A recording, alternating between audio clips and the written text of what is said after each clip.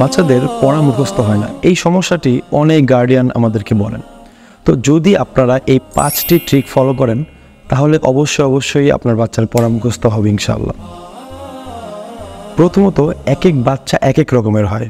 কোনো বাচ্চা এমন হয় যে ওকে যখন পড়া শোনানো হয় তখনই ওর মুখস্থ হয়ে যায়, ওকে যত পড়া শোনানো হবে তত মুখস্থ হবে। আবার কিছু বাচ্চা এমন আছে যাদেরকে বেশি জোরে পড়াতে হয়, ও যত জোরে পড়বে ওর পড়া মুখস্থ হবে।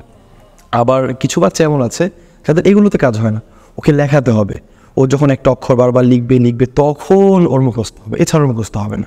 এখন আপনার বাচ্চা কোন ক্যাটাগরির মধ্যে পড়ে সেটা আগে আপনার যাচাই বাছাই করতে হবে, তারপরে ওই অনুযায়ী বাচ্চার পেছনে আপনার চেষ্টা করতে হবে। আপনার বাচ্চার বিষয়ে যদি আপনি বুঝতে পারেন যে আপনার বাচ্চা কোন ক্যাটাগরির, তাহলে তো আপনি মেহনত করতেই পারবেন।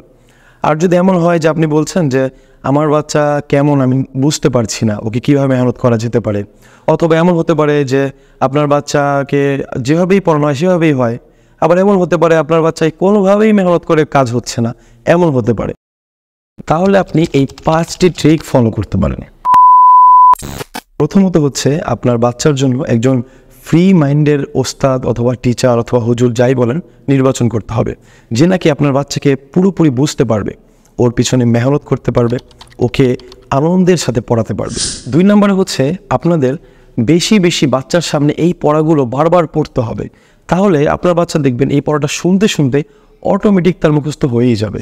3 নম্বর হচ্ছে বাচ্চাকে একটানা অনেকক্ষণ বসে পড়ানো যাবে না। যদি আপনি অনেকক্ষণ বসে পড়াতে থাকেন তাহলে ওর এই পড়াশোনার প্রতি একটা একঘেয়েমি চলে আসবে, সে আর পড়তে বসতেই যাবে না। আপনার কি করতে হবে, একটি পড়াকে বারবার পড়াতে হবে, কখনো একটু ওকে রেস্টের সময় দিতে হবে, কখনো খাওয়া দাওয়া অথবা কখনো একটু খেলাধুলা, তারপর আবার পড়াতে হবে।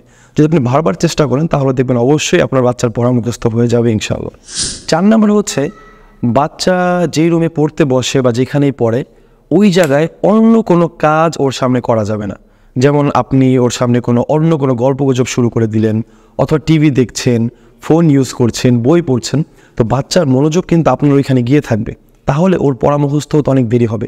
এই সময় আপনার কী করতে হবে, বাচ্চাকে একটা নিরিবিলি এমন একটা স্থান দিতে হবে যেখানে সে একেবারে মনোযোগ সহকারে পড়তে পারে। শেষে 5 নম্বরে যেটি রয়েছে সেটি হচ্ছে বাচ্চার খাওয়া দাওয়া, ঘুম এগুলোর প্রতি যথেষ্ট নজর দিতে হবে।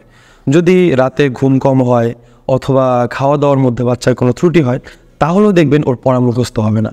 এই দিকে আপনার যথেষ্ট নজর রাখতে হবে, খাবার এবং ঘুম এগুলোর মধ্যে যেন কোনো কমতি না হয়, তাহলে দেখবেন ইনশাআল্লাহ আপনার বাচ্চার পড়াশোনা অনেক আগে বাড়বে এবং পড়া মুখস্থ হবে ইনশাআল্লাহ।